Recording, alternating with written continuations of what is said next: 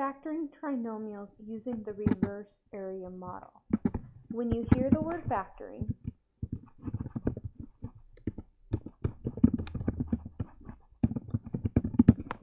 think of dividing.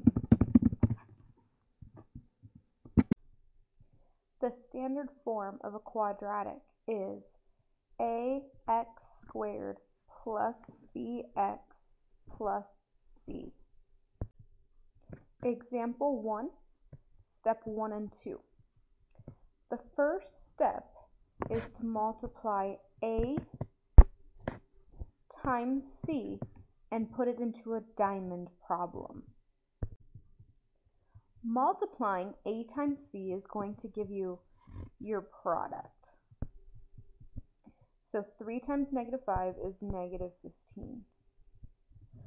B, which is this piece right here, goes to what your sum would be.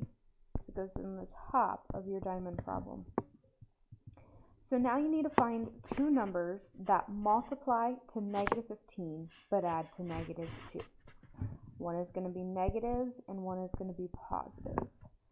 So looking at the factors of 15, I have 1 and 15, or 3 and 5.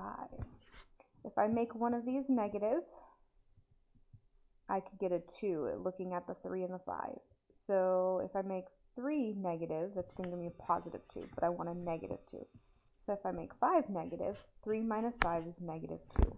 So those are my two parts to my diamond problem.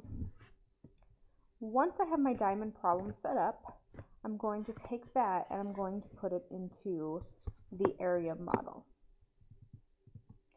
So this piece here, the 3p squared, is going to go in the first.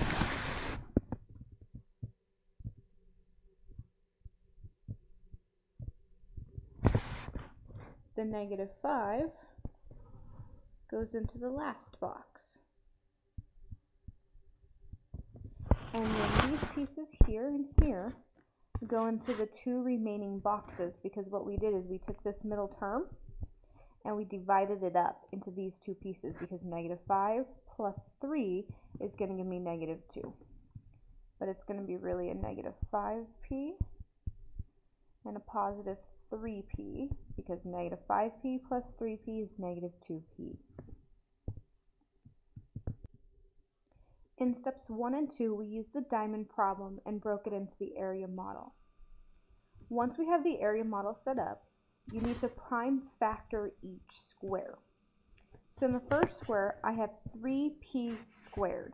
So I'm going to factor 3, which would give me 3 times 1, and p squared, which is p times p.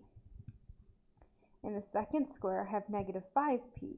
So negative 5 breaks down to negative 1 times 5 times p. The third square is going to give me 3 times 1 times p. And then the last square is going to give me negative 1 times 5. Once I prime factor each square, I'm going to circle what each row has in common.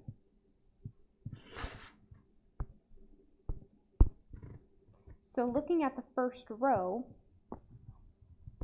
this top part here, I notice that they have a p in common. So I'm going to circle each p. And down in the bottom row, they have nothing in common. So if nothing is in common, it's a 1.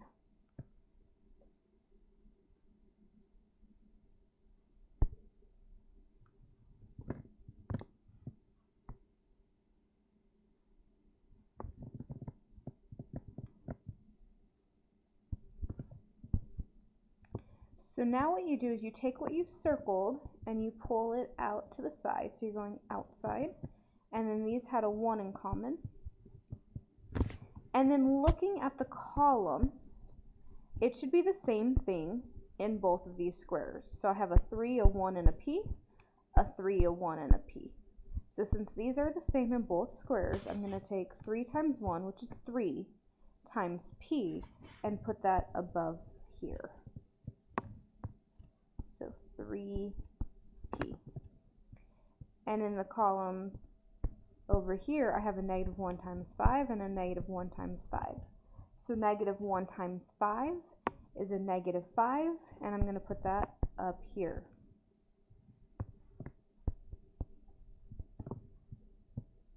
Then I'm going to write my answer.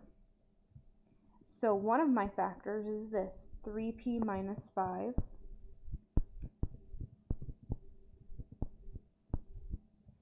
And then my other factors here, p1. If there's no symbol, it's really a plus sign. So there we go. My answer to factor in 3p squared minus 2p minus 5 is the quantity of 3p minus 5 times p plus 1. If you wanted to check your answer, you could FOIL or use the area model. Example 2. Factor 5x squared minus 18x plus 9. You first need to do the diamond problem by multiplying a times c. That gives us 45. And we put that in the product section of the diamond. Then we put the middle term, the b term, into the adding portion.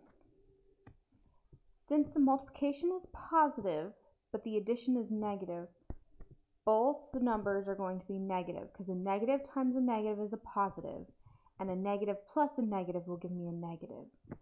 The factors of 45 are 1 and 45, 3 and 15, and 4 and 5.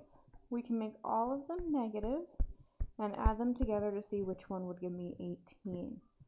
Negative 3 plus negative 15 gives me negative 18. Okay, from there we're going to put it into our area model. The first term goes in the first box. The middle term was split into negative 3x and negative 15x, and those go in the second and third boxes. And the last term goes in the last box. Once we get that done, we are going to factor each part. So the first box gets factored into 5 times x times x. The second box gets factored into negative 1 times 3 times x. The third box gets factored into negative 1 times 3 times 5 times x. And the last box gets factored into 3 times 3. So now I'm going to circle what the rows have in common. The first row has an x in common, and the second row has a 3 in common. So now I'm going to go ahead and take that out. So this should be a 3, and this should be an x.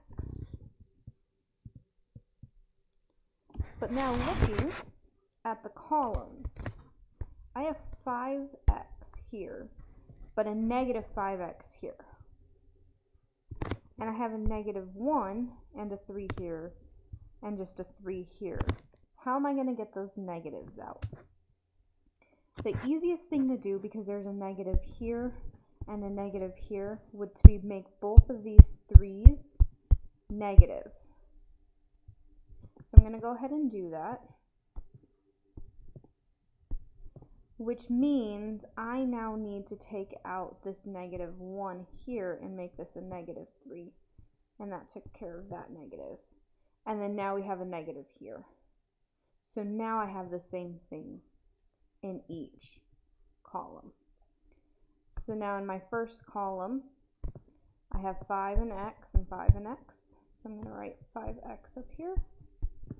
And then in this column, I have negative 1 times 3, which is a negative 3 and a negative 3. So I'm going to write a negative 3 here.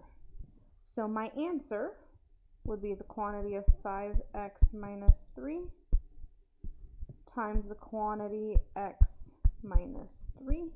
because they come from these here. And to check it, you could use distributive property, FOIL, or the area model. Here is a review of the steps. Number 1, multiply A times C and put in product section of the diamond. Put B in the adding portion of the diamond. Then solve the diamond problem. Number 2, put parts into the area model. 3, prime factor each box. 4, determine what is alike in each row and bring outside of the area model. 5, what is left inside the area model should be the same in each column, and that gets taken to the outside top of the area model. Then write your answer. You have the option of checking your answer by multiplying the answer you got. Now it's your turn to try some. Try 2 of the 3 problems. Number 1 is 2n squared plus 5n plus 2. Number 2 is 4n squared minus 15n minus 25. And number 3 is 4n squared minus 17n plus 4.